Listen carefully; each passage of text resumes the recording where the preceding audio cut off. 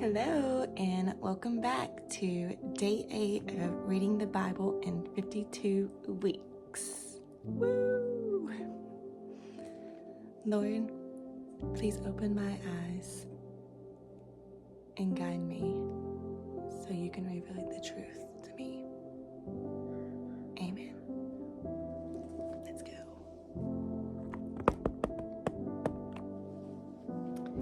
And we'll be reading Genesis 25 through 28. Abraham had taken another wife whose name was Keturah, and she bore him Zimran, Jokshan, Medan, Madidan, Ishbak, and Shua. Jokshan fathered Sheba and Dedan. Dedan's sons were the Ashriam, Lestriam, and Lumium, and Midian's sons were Ephah, Epher, Hanok, Abida, and Ediah.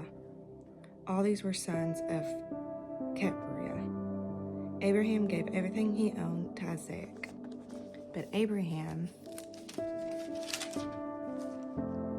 gave gifts to the sons of his concubines, and while he was still alive, he sent them eastward away from his son Isaac to the lands of the east. This is the length of Abraham's life, 175 years. He took his last breath and died at a good old age, old and contented. And he was gathered to his people. His sons Isaac and Ishmael buried him in the cave of Machpelah near Mamre, in the field of Ebron, son of Zohar and Hittite. This was the field that Abraham brought from the Hittites. Abraham was buried there with his wife Sarah. After Abraham's death, God blessed his son Isaac, who lived near Beer Lahairoi. These are the family records of Abraham's son Ishmael, whom Hagar the Egyptian, Sarah's slave, bore to Abraham. These are the names of Ishmael's sons, their names according to the family records of Nahabath, Ishmael's firstborn, then Kata, Adbeel, Missam, Mishma, Duma, Massa, Hadad, Tema, Jatar, Napirish, and Kinmah. These are Ishmael's sons, and these are their names by their settlements and encampments, 12 leaders of their clans. This is the length of Ishmael's life, 137 years. He took his last breath and died, and was gathered to his people, and they settled from Havilah to Shur, which is opposite Egypt as you go towards Ashur. He stayed near all his relatives. These are the family records of Isaac's son and Abraham. Abraham fathered Isaac. Isaac was 40 years old when he took his wife Rebekah, daughter of Bethuel, to Aramean from Padan Aram, and sister of Laban the Aramean. Isaac prayed to the Lord on behalf of his wife because she was childless. The Lord was receptive to his prayer, and his wife Rebekah conceived. But the children inside her struggled with each other, and she said, "Why is this happening to me?" So she went to inquire of the Lord, and the Lord said to her, 2 nations are in your womb. 2 peoples will come from you and be separated. One people will be stronger than the other, and the older will serve the younger. When her time came to give birth, there were indeed twins in her womb. The first one came out red-looking, covered with hair like a fur coat, and they named him Esau. After this, his brother came out, grasping Esau's heel of his hand, so he was named Jacob. Isaac was 60 years old when they were born. When the boys grew up, Esau became an expert hunter and outdoorsman, but Jacob was a quiet man who stayed at home. Isaac loved Esau because he had a taste for wild game, but Rebekah loved Jacob. Once, when Jacob was cooking a stew, Esau came in from the field exhausted. He said to Jacob, "Let me eat some of that red stuff because I'm exhausted." That is why he was also named Edom. Jacob replied, "First tell me your birthright." "Look," said Esau, "I'm about to die, So what good is a birthright to me? Jacob said, swear to me first. So he swore to Jacob and sold his birthright to him. Then Jacob gave bread and lentil stew to Esau. He ate, drank, got up, and went away. So Esau despised his birthright. There was another famine in the land, in addition to the one that had occurred in Abraham's time, and Isaac went to Abimelech, king of the Philistines, at Gerar. The Lord appeared to him and said, do not go down to Egypt. Live in the land, and I tell you about. Stay in the land as an alien, and I will be with you and bless you. For I will give all these lands to you and your offspring, and I will confirm the oath that I swore to your father of Abraham. I will make your offspring as numerous as the stars of the skies. I will give your offspring all these lands, and all the nations of the earth will be blessed by your offspring. Because Abraham listened to me and kept my mandate, my commands, my statutes, and my instructions. So Isaac settled in Gerar. When the man of the place asked about his wife, he said, she is my sister. For he was afraid to say, my wife, thinking the man of the place will kill me on account of Rebekah, for she is a beautiful woman. When Isaac had been there for some time, Abimelech, king of the Philistines, looked down from the window and was surprised to see Isaac caressing his wife Rebekah. Abimelech sent for Isaac and said, so she is really your wife. How could you say she is my sister? Isaac answered him, because I thought I might die on account of her. Then Abimelech said, what have you done to us? One of the people could easily have slept with your wife, and you would have brought guilt on us. So Abimelech warned all the people, whoever harms this man or his wife will certainly be put to death. Isaac sowed seed in the land, and in that year he reaped 100 times what he sown. The Lord blessed him, and the man became rich and kept getting richer until he was very wealthy. He had flocks of sheep, herds of cattle, and many slaves, and the Philistines were envious of them. Philistines stopped up all the wells of his father's servants had dug in the days of his father Abraham, filling them with dirt. And Abimelech said to Isaac, leave us, for you are too much powerful for us. So Isaac left there, camped in the Gerar valley, and lived there. Isaac reopened the wells that he had been dug in the days of his father Abraham, and the Philistines had stopped up after Abraham died. He gave them the same names his father had given them. Then Isaac's servants dug in the valley and found a well of spring water there. But the herdsmen of Gerar quarreled with Isaac's herdsmen and said, the water is ours. So he named the well Isaac, because they argued with him. Then they dug another well and quarreled over that one also. So he named it Sitnah. He moved from there and dug another, and they did not quarrel over it. He named it Rehoboth, and said, for now the Lord has made space for us, and we will be fruitful in the lands. From there he went up to Beersheba, and the Lord appeared to him that night and said, I am God of your father of Abraham. Do not be afraid, for I am with you. I will bless you and multiply your offspring because of my servant Abraham. So he built an altar there, called on the name of the Lord, and pitched his tent there. Isaac's servants also dug a well there. Now Abimelech came to him from Gerar with Ahazoth, his advisor, and Phicol, the commander of his army. Isaac said to them, why have you come to me? You hated me and sent me away from you.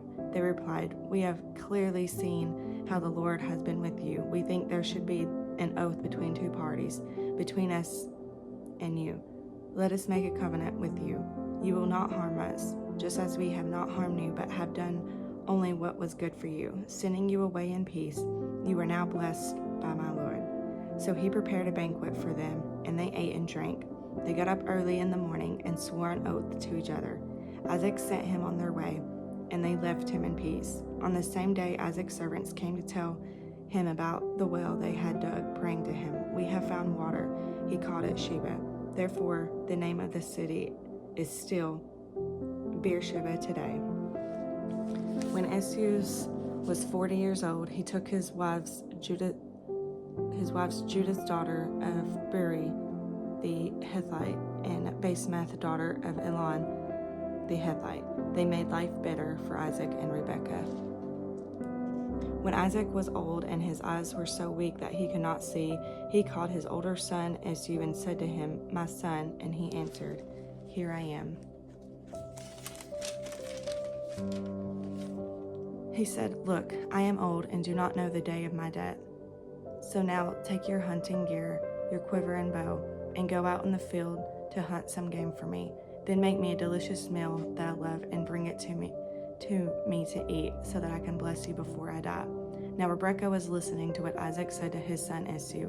So while Esau went to the field to hunt some game to bring in, Rebekah said to her son Jacob, "Listen, I heard your father talking with your brother Esau. He said, 'Bring me game and make a delicious meal for me to eat, so that I can bless you in the Lord's presence before I die.' Now, my son, listen to me and do what I tell you. Go to the flock and bring me 2 choice young goats, and I will make them into a delicious meal for your father, the kind he loves. Then take it to your father to eat, so that he may bless you before he dies." Jacob answered Rebekah his mother, "Look, my brother Esau is a hairy man, but I am a man with smooth skin. Suppose my father touches me, then I will be revealed to him as a deceiver and bring a curse rather than a blessing on myself." So he went and got the goats and brought them to his mother, and his mother made the delicious food his father loved. Then Rebekah took the best clothes of her older son Esau, which were in the house, and had her younger son Jacob wear them. She put the skins of his young goats on his hands and the smooth part of his neck. Then she handed delicious food and the bread she had made her son Jacob. When he came to his father, he said, "My father," and he answered, "Here I am. Who are you, my son?" Jacob replied to his father, "I am Esau, your firstborn. I have done what you told me. Please sit up and eat some of my game so that you may bless me." But Isaac said to his son, "How did you ever find it so quickly, my son?" He replied, "Because the Lord your God made it happen for me." Then Isaac said to Jacob, "Please come closer so I can touch you, my son. Are you really my son Esau or not?" So Jacob came closer to his father Isaac. When he touched him, he said, "The voice is the voice of Jacob, but the hands are the hands of Esau." He did not recognize him because his hands were hairy like those of his brother Esau. So he blessed him. Again he said, "Are you really my son Esau?" And he replied, "I am." Then he said, "Bring it closer to me and let me eat some of my son's game so that I can bless you." Jacob brought it closer to him and he ate. He brought him wine and he drank. Then his father Isaac said to him, "Please come closer and kiss me, my son." So he came closer and kissed him. When Isaac smelled his clothes, he blessed him and said, "Ah, the smell of my son is like the smell of a field that the Lord has blessed. May God give to you from the dew of the sky and from the riches of the land my abundance of grain and new wine. May people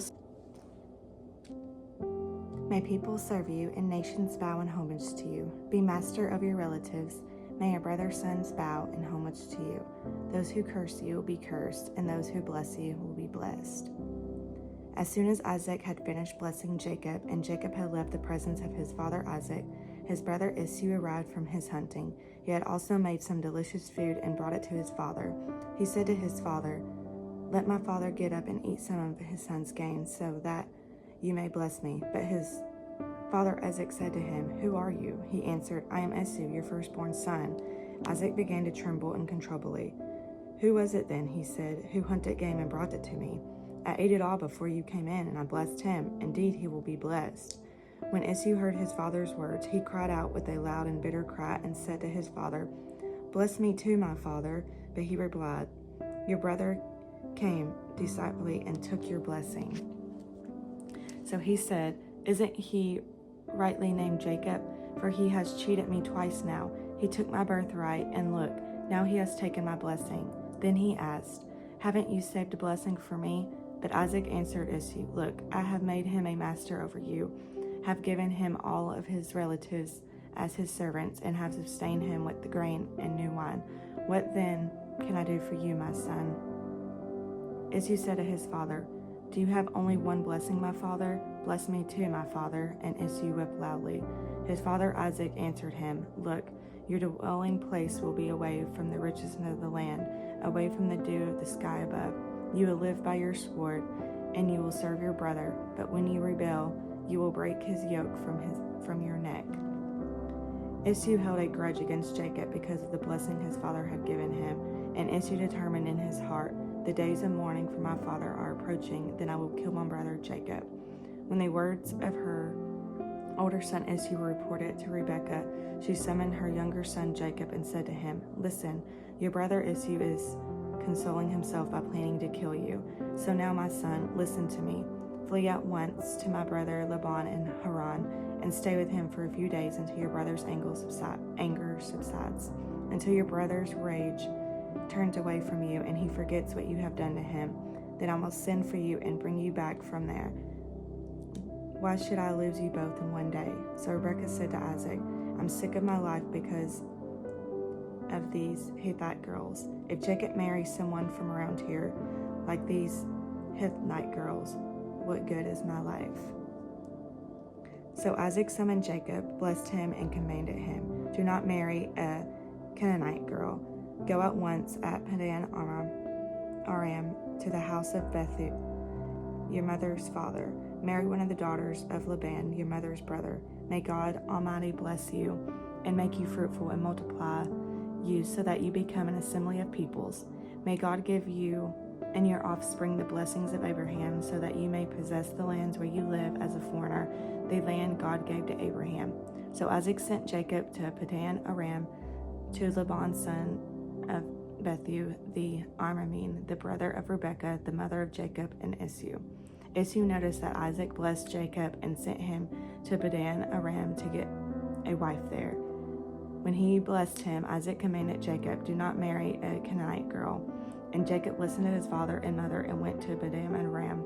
As he realized that his father Isaac disapproved of the Canaanite women, so Esau went to Ishmael and married, in addition to his other wives, Mahalath, daughter of Ishmael, Abraham's son. She was the sister of Nebaioth. Jacob left Beersheba and went toward Haran. He reached a certain place and spent the night there because the sun had set. He took one of the stones from the place, put it there at his head, and lay down in that place. And he had dreamed. A stairway was set on the ground with his top reaching the sky, and God's angels were going up and down on it. The Lord was standing there beside him, saying, I am the Lord, the God of your father Abraham, and the God of Isaac. I will give you and your offspring the land on which you are lying. Your offspring will be like the dust of the earth, and you will spread out toward the west, the east, the north, and the south.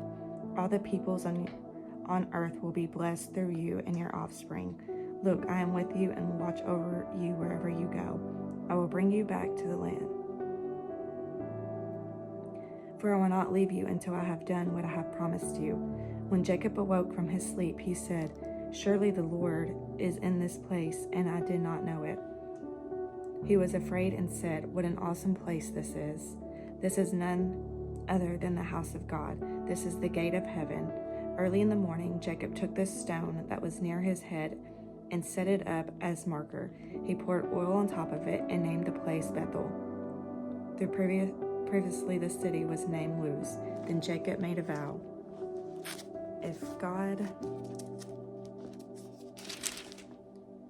will be with me and watch over me during this journey I'm making, if he provides me with food and eat clothing to wear, and if I return safely to my father's family, then the Lord will be my God. This stone that I have set up as a marker will be God's house, and I will give to you a tenth of all that you give me.